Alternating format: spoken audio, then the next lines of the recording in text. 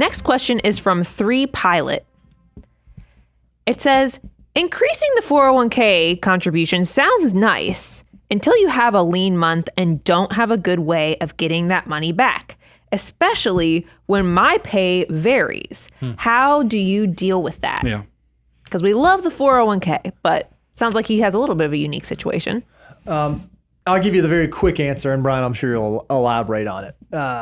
The way that the financial order of operations is, Brian, when you hold the thing up, we have the financial order. If you go to moneyguy.com/resource, you can download your free copy. The way that it's structured is to factor in this exact thought process. Most 401k plans will allow you to change your deferral elections per pay period, or if not per pay period, per month or per quarter. So you need to understand when you can change yours. But let's assume for the moment... Your payroll person will hate you for that, though.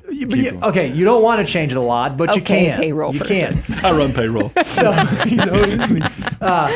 So let's say that you do this, and you're like, okay, I want to increase my 401k. I heard the guy say, that sounds like a great idea. I want to be saving more. Okay, great. I'm going to change it. But then I have a lean month, or maybe I have a few lean months. I'm like, man, you know what? I really need to decrease that.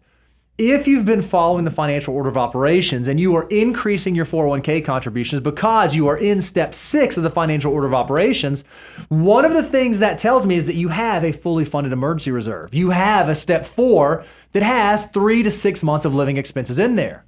Well, if you have overcommitted to the 401k and it's causing you to be a little lean, there's nothing wrong with dropping your 401k percentage back down and then in the interim, using your emergency fund to begin subsidizing. So I would not let that be a crutch to prevent me from continuing to save. That's why the emergency fund is there. And then if you stay lean, you drop your 401k contribution back down, you build up your emergency fund again, and then you're back to the same place that you started.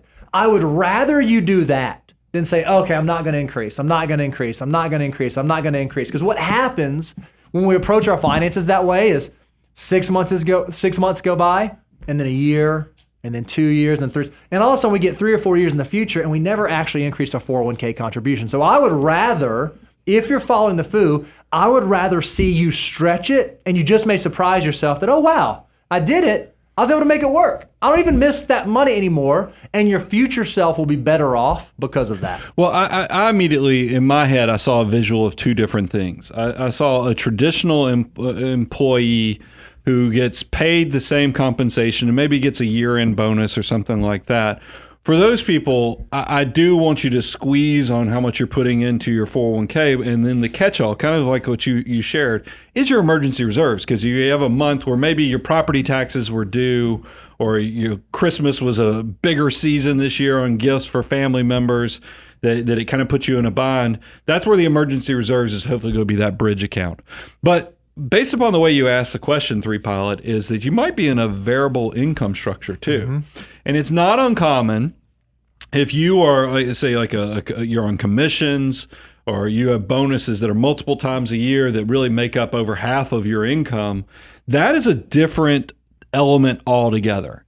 And that's why I always tell people, when you're structuring, you have your two components of your income. You have your fixed income, and then you have your variable component, those bonuses.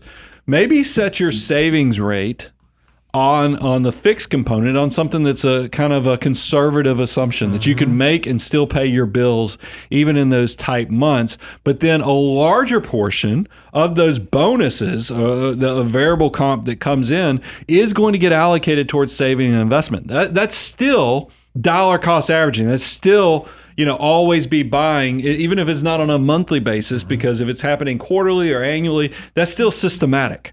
And here's what and this is why I know this system works and it's available, is like most of your 401k providers, they allow you to break your income into those two different components. You have your normal salary component, then you have your bonuses and so forth. You can put different savings rates on those different elements of your compensation. So that way you don't get yourself in this squeeze of a pickle because you have some variability in your compensation. It's just create a plan that actually reflects your life. But then I do want you to practice forced scarcity. And every time you get pay raises or you have big things happening in your life, squeeze yourself a little bit, challenge yourself. One of the most fulfilling things I have as a financial planner is the number of millionaires I feel like I've helped create because they had their savings rates set up at like 6, 8, 10%. And I was like, hey, things felt like last year when I reviewed your tax return, things are a little bit better. Your income was up.